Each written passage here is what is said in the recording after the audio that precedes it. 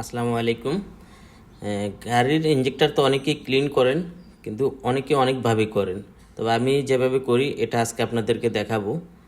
যে এই যে ইঞ্জেক্টরগুলো গাড়ি থেকে খুলছি, দেখেন কি পরিমাণ ময়লা কার্বন জমে আছে। যে এখান দিয়ে পেট্রোল আসে ওই ফুটাগুলা একেবারে ছোট ছোট, ওইগুলো একদম বন্ধ হয়ে গেছে। ভিতরে প্রচুর পরিমাণ কার্বন পড়ে গেছে ভিতরে। অনেক কাঁপাকাঁপি করছিল গাড়ি। আর মূলত গাড়ি বেশিরভাগে যে কাঁপাকাঁপি করে, এই সমস্যাগুলো বেশিরভাগই ইঞ্জেক্টরের কারণে হয়। হালকা নকিং করে, এই যেমন আমি এখন এটা এই যে কেমিক্যালের ভিতরে দিলাম, তারপর ওয়ারিং দিয়ে এই যে ইলেকট্রিকের লাইন দিয়ে দিলাম। তো ইলেকট্রিকের লাইন না দিলে কিন্তু পরিষ্কার হয় না। এই যে দেখেন অলরেডি কি পরিমাণ কেমিক্যালের ভিতরে, দেখেন কি পরিমাণ ময়লা বার হয়েছে। এটা একেবারে নতুন হয়ে গেছে। এই কেমিক্যালটা খুব পাওয়ারফুল, এটা খুব ভালো একটা কেমিক্যাল। অনেকেই নর্মাল কেমিক্যাল ইউজ করেন, তবে এই কেমিক্যালটা খুবই ভালো। 2-4 মিনিট কি 5 মিনিটের ভিতরে একদম নতুন হয়ে যায়। কেউ চাইলে আমার থেকে এটা সংগ্রহ করতে পারেন, সমস্যা, আমার কাছে হিউজ পরিমাণ আছে কেমিক্যাল।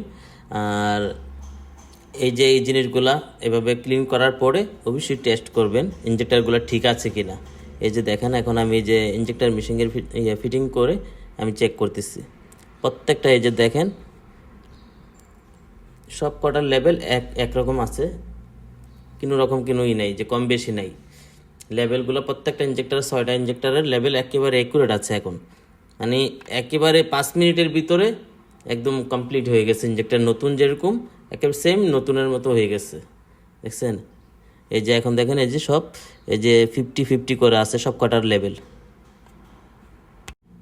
প্রত্যেকটা লেভেলে দেখেন 50-50 করে একেবারে সমান লেভেল আছে, একটা কম একটা বেশি এরকম হয় নাই। ওকে।